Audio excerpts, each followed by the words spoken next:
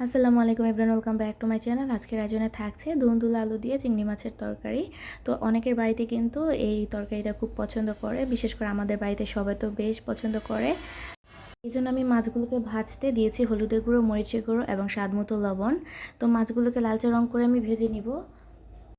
তবে মাছটা যত ভালোভাবে ভাজা হবে এটা খেতে কিন্তু ততটাই টেস্টি হবে, আর মাছ থেকে খুব সুন্দর একটা ফ্লেভার বের হবে। এখন এই মাছগুলোকে তুলে নিচ্ছি, যেহেতু মাছগুলো ভাজা হয়ে গিয়েছে। আর এই মাছের যে তেলটা রয়েছে এই তেলটার মধ্যে আমি তরকারিটা রান্না করে ফেলবো। এর মধ্যে এখন পেঁয়াজ কুচি অ্যাড করে দিব। এখানে আমি 2টা বড় সাইজের পেঁয়াজ নিয়েছি, সেটা দিয়েছি।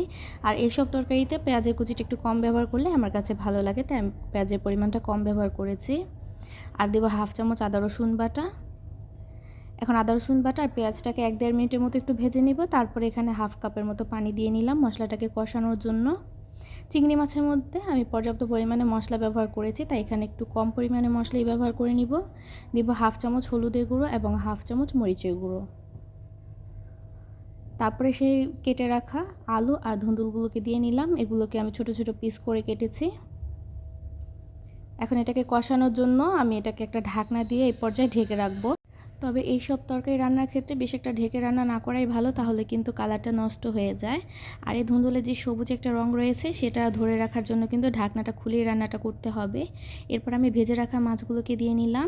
এখন আমি ঝোলটা একটু শুকিয়ে আসা পর্যন্ত অপেক্ষা করব।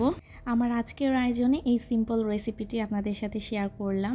আর কার কাছে কেমন লাগলো অবশ্যই জানাবেন। আর ধৈর্য সহকারে ভিডিওটি দেখার জন্য আপনাদের সবাইকে অসংখ্য ধন্যবাদ।